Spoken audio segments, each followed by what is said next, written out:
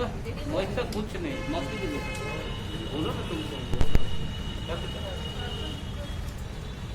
Sir class में आवाज आता सर, तुम बोलो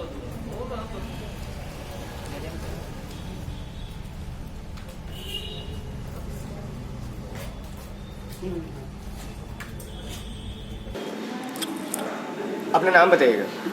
हकीम प्रधान। सर, धरने पर बैठने का कारण बताइए, कब से बैठे हैं और क्या कारण है? हमारे 22 तारीख से हम लोग कार बहिष्कार हम लोग कर रहे हैं। धरना तो नहीं है, लेकिन कार बहिष्कार हम लोग कर रहे हैं। क्या कारण और है, सर? विशेष करके हमारा जो 13 सूत्री मांग है, जो भी इसमें सरकार से हम लोग अपील कर रहे हैं कि हमारे एनएचएम कर्मियों का एचआर पॉलिसी लागू किया जाए, नियमितीकरण के लिए हम लोग को भी उसमें शामिल किया जाए, और इंश्योरेंस का जो मुद्दा है उसमें भी हम सबको कवर किया जाए, और उसके साथ साथ डेथ बेनिफिट भी हम लोग को दिया जाए। और हमारा जो मांग है कि सरकार से जो हमारे जो कर्मी हैं, जो बीच में कोई किसी प्रकार का तनाव में आ कर के या प्रेशर में आके जो काम करते हैं, उनको भी हम लोग को प्रोत्साहित किया जाए बीच बीच में, ना कि हम लोग का मनोबल उसमें और बढ़ जाए। कि हम लोग हमारे ज़िला में जो कोविड का परिस्थिति को हम लोग बहुत अच्छा तरीके से मुकाबला किए हैं और आगे भी हम लोग करेंगे। और इसलिए हम सब मिल कर के सरकार से हम लोग अपील कर रहे हैं कि हमारे जो मांगे हैं 13 सूत्री मांग को थोड़ा सा विचार किया जाए, ताकि हम लोग आगे और भी हम लोग अच्छे से काम कर सकें।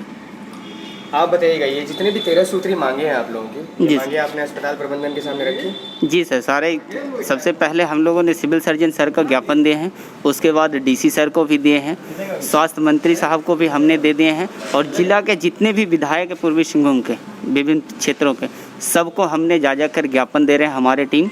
और उन लोगों के सामने ये बात रखी जा रही है कि सर जो हमारा 13 सूत्री मांग है सर, कम से कम उन पे चर्चा हो।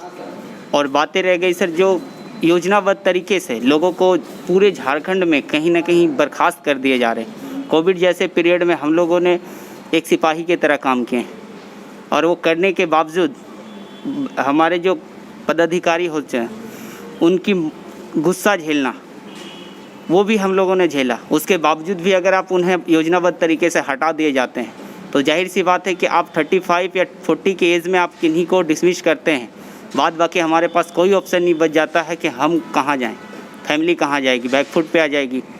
तो आप अगर एक आदमी का डिस्टर्ब करें तो जाहिर सी बात है पूरा फैमिली डिस्टर्ब हो जा रहा है। तो इस तरीके से ना हो। एचआर पॉलिसी ने जो सर बताए वो तो हमारा होना चाहिए।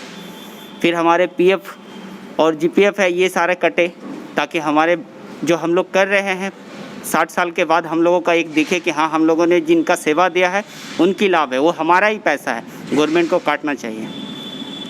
धन्यवाद हमारे साथ बातचीत करने के लिए।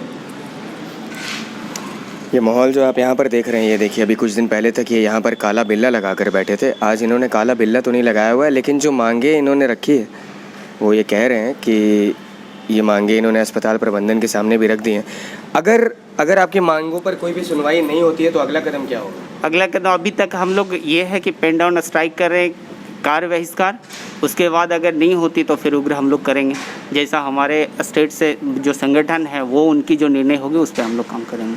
अभी है हर ब्लॉक में हम लोग का जितने भी विंग्स हैं सारे लोग मतलब बहिष्कार कर रहे हैं, क्योंकि ये सरकार पे दागबाव बनाना भी ज़रूरी है। क्योंकि हम लोगों ने फर्स्ट और सेकेंड 2 वेव तो झेल चुके हैं, तीसरी में अगर नहीं सुनाई होती है तो फिर हम लोग तो बेकार काम कर रहे हैं, जिसमें कि कोई फ्यूचर नहीं दिख रहा।